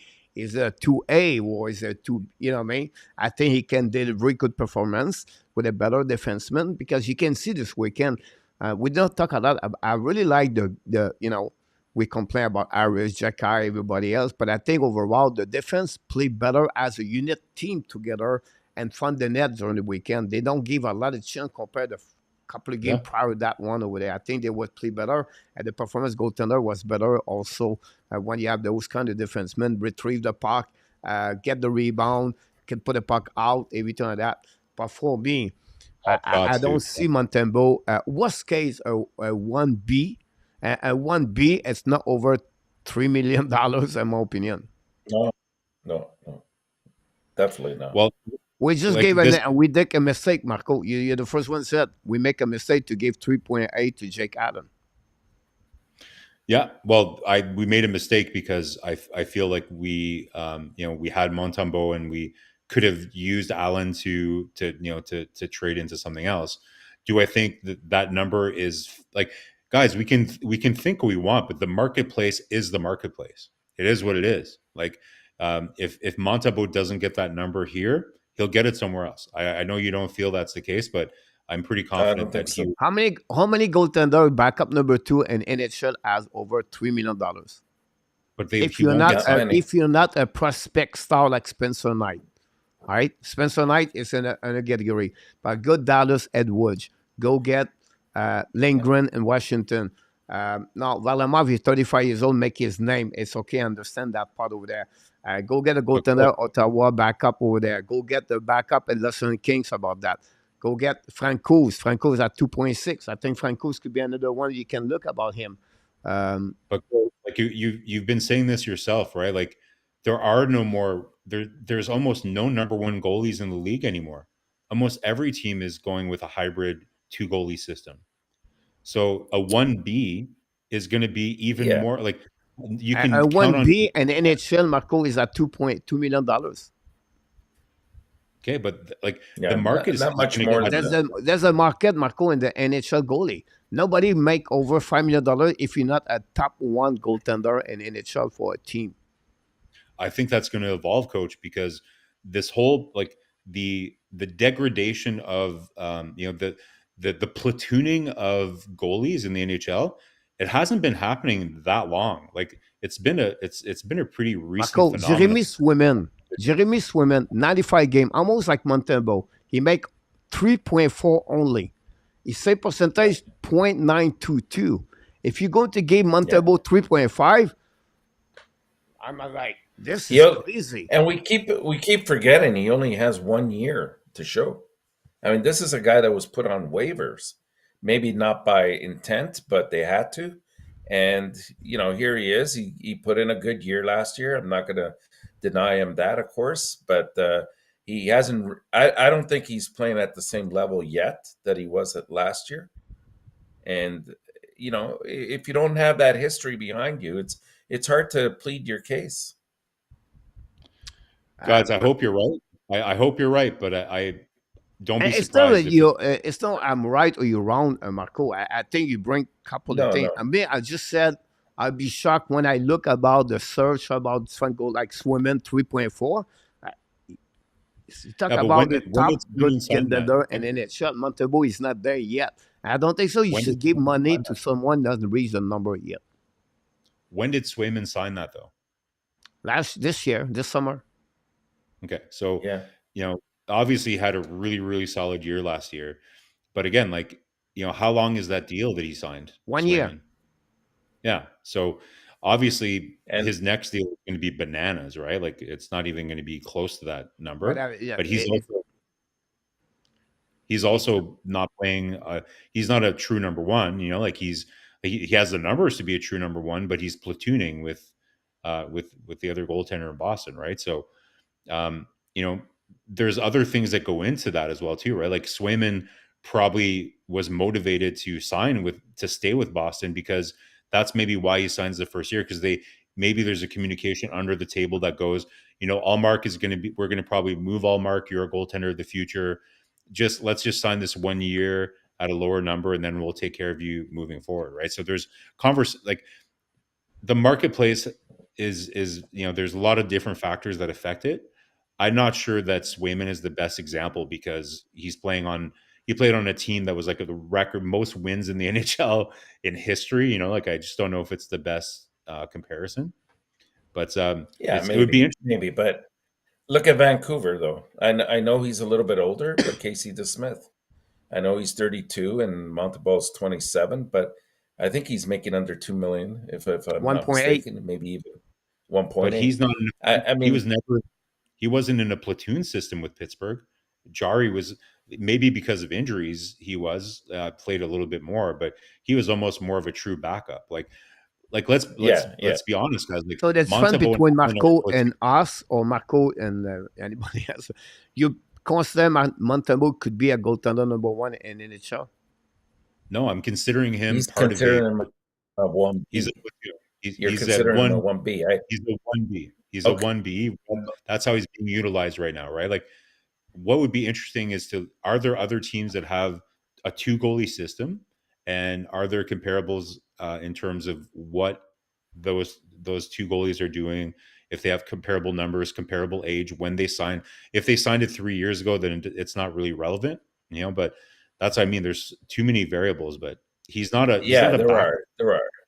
And again, we're basing it on what we have right now. If I were to say, would your opinion change if I were to say that we had, somebody like a Sorokin as a number one? Now you know that Montembeault is a definite backup, and your So numbers would change because of that. Carolina, So it's Anderson, based Rata. on what we have. He's a little bit older, but yeah, you're right. Yeah. And look, the contract is not high there. It's $2 million. No, that's right. Yeah. Ranta? What? Who has 2.5? Ranta has Ranta. 2.5. Ranta. Yeah. Yeah. I I think just so. try to Yeah. get the, I'm not saying you're wrong, Marcos. That's what my point was. Just try to figure out the things what we can do. It's hard. Would I It's hard to project because Yeah. it's based But I on what Anderson we is have at right now. $3.4 million, and Rata is Yeah. at $2 million. Yeah. But again, Yeah. do they take a little bit Rata less is at because 1.5. The because they want to the rookie Kutchegav, he make $2 million. And here you go. 24 years old, Kutchegav signed a 4 year contract at $2 million. How many games does he have compared to Montembeault though? I didn't. No, but Montembeault will have more. But my point behind that Well, is last year he had Koshekov, quite I a few would take games. more money to Koshekov to moment at Montembeault.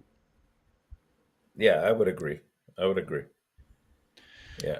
Guys, look, it's I hope would I be happy at 3.5? Hey, I think Marco, we it just is. got a phone call. Edmonton Oilers refused to get Montembeault. Just kidding. About that one, it's lagging for what Luke said about that one. Sorry about that. Rewinds if you can too. Good to finish with the ad, if you don't mind, the Laval Rocket. Great conversation tonight, by the way. If you don't click on the like, if you don't mind to click on the like, that'd be great. We welcome back Joseph Laham and condolences to your family, Joseph, for your loss. Really bad news, and sorry about that. So hopefully condolences. your family doing better with time. Laval Rocket won 2 games this weekend. Not by easy game. It's like a 5-2, 6-2, I believe. Roy and Farrell, 4 points. They have some kind of chemistry between Sean Farrell and Joshua Roy. I know a lot of people don't believe on Sean Farrell. They believe he's too small, everything like that. But he's looked like he is a kind of player, could be at some point a good player in the NHL if he developed properly. But at the end of the day, Xavier Zimino have 2 goals this weekend. Logan Mailloux, another goal, 1 assist. A couple of, Jared Davidson scored his first goal in the American Hockey League. Laval played well. Good performance, both goaltender, man, and Dobesh Friday. So any comments you want to talk about the Laval Rocket? I know they play tomorrow at Wednesday night, I believe. Yeah, they're slowly starting to come into their own. I like that.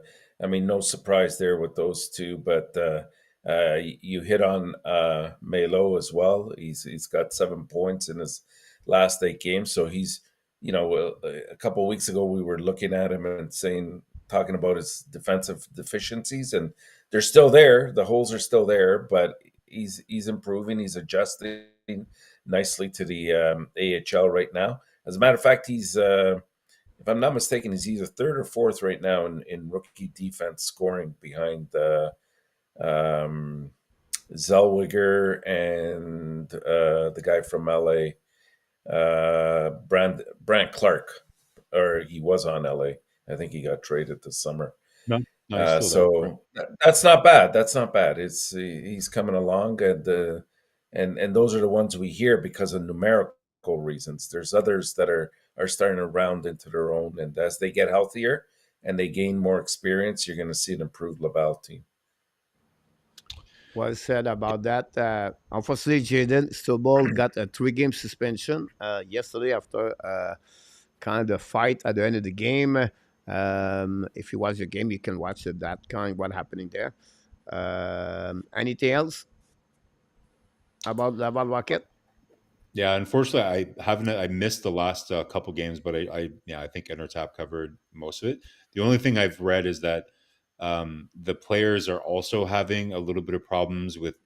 So in Laval, they're doing also the man-on-man defensive zone system that I've been harping about Montreal, and apparently the players are having problems adapting to that at Laval as well. So they're playing the same defensive system, and I remember, I forget where I was reading or hearing this, but it's an interesting point, right? Like these young players grew up their whole junior career growing up learning to play zone defense.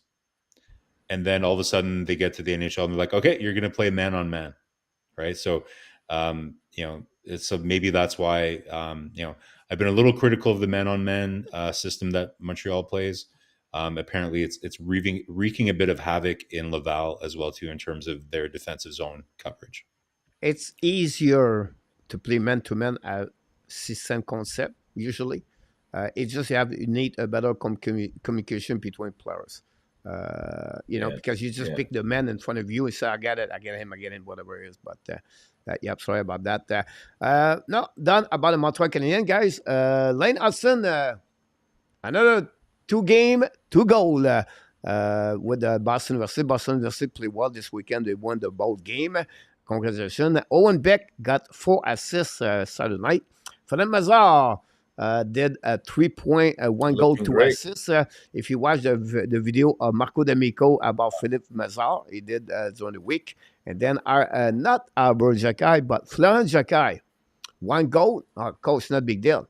7 goals so far for Florent Jacquet this year. That's pretty good. And Fowler gave a tie game 2-2. Another great performance. Fowler, I think, is at 953. I think it was his game. They are the best prospect Montreal Canadiens on the weekend happening for them. So we have to congratulate for them. We'll see what's happening. Again, Hudson, they have 8 goal and 9 game, I believe now. Something like that. Great. So pretty amazing what Lane Hudson. Look, talk 2 assists, by the way, if you want to talk about a little bit more. And finally, we are at the end of the show, guys. Montreal Canadiens have another difficult week. The Calgary Flame with Jonathan Huberdeau. And then Vegas Golden Knight Thursday night, and Boston at the Diddy Garden. I know after that they're going to be on the road a couple of days off before they hit the California weekend. So I would like to hear from you. First of all, before we do the prediction of the week, guys, we need to congratulate Mr. Enortap and Mario Besnet, or maybe not Mario Besnet, but I think it's Besnet, with a record of 2-2-0 last week for the prediction of the week. Congratulations, both of them. But what would be a prediction of the week? What your expectation for the Montreal Canadiens? And for the people in the chat, you can put your prediction so I can pick it up and leave you on that one for next week. Enortap, this is your first? domain. No, this is your domain. Oh man, it's another tough week, as you could see. You have Calgary that's seems to slowly being starting to come out of their shell a little bit. Vegas is Vegas, and Boston is Boston. It's going to be a tough week, but you know what? I remain optimistic. I think that we're playing decent hockey. I know there's been the odd spoof here and there, but I'm going to go with 1-1-1 for the week. That's what I was going to say. Yeah, like I think so. We're playing 2 of the teams that we had probably our best games against this season. So I'm a little nervous that both those teams are going to remember that and be really, really anxious to dish out some revenge, even though Vegas did win. I don't think they liked their game against Montreal last time, so that you imagine they're going to come out pretty hard. Calgary is a bit of a schmozzle right now. What's better for a Quebec player than to try to come out of a slump than playing in Montreal? So maybe Huberdeau breaks out. What a tough situation for that guy right now. Just so in his head. So that was really sad to see him on the bench, like staring at a stick for like 5 minutes. Just like, ugh. Yeah, reminds me of Campbell. Yeah. Like I know he's making like, $10 million a year, but it's hard to feel sorry for a guy that's making that much money, but it probably does suck for sure. So I would say nice shot here. Like, let's see if we can carry on some momentum from our last 2 games against Calgary. Calgary does always play Montreal really well. They don't usually match up well against Calgary. It's just one of those teams that we don't have our best effort with usually because but they're playing differently this year. So I'll have to see how that looks. But on paper, I like Montreal in that game, and maybe we get a point out of Boston again, maybe. But so I'll go 1-1, 1-1-1 as well. Coach, how many of those games are home games for Montreal? Which 2. ones are home games? Yeah. Which ones? The Tuesday, Vegas Thursday, Calgary, Vegas. and Boston Vegas. is in. Okay. Yeah. Yeah. Yeah, that I'll stick to 1-1-1. Yeah, I like that. All right, I'll go with 0-1. Okay. They Were they tie that? again Calgary tomorrow, 3-3. And then Jonathan Huberdeau score a goal for Enortap. That will give a goal for 3. And then Vegas, they're going to lose 5-2. And again, Boston Bruins, they're going to have Boston Bruins going to be upset. And Boston Bruins will be 4-1 for the Boston Bruins. So I'll give you all the. If you want to know who scored a goal, I can give it to if you want to. But Ooh, there you go.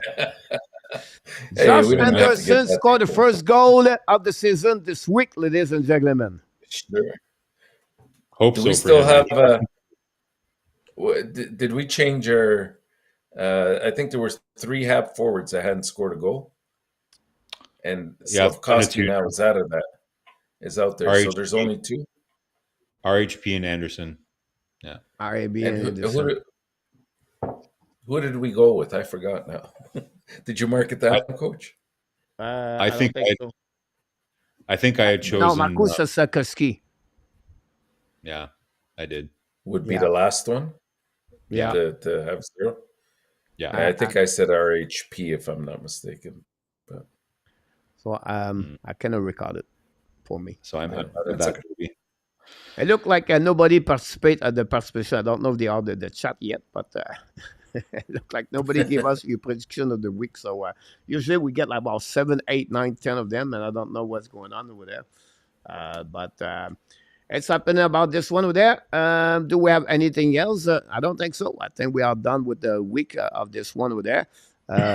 So we're going to be back Wednesday night for the locker room report for the Montreal Canadiens. I'm going to talk about the Calgary Flame game and then a preview of the game again at Vegas Golden Knight. If you want to follow a little bit the NHL, well, I have something about NHL. I don't know if you want to talk about NHL news. We still have 5 minutes, so we may be finished with that one over there.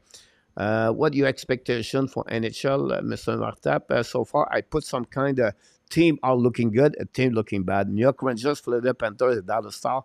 On the flip side, Edmonton, Colorado, and Minnesota. Any other team or any players looking good or looking bad, you can share it with us.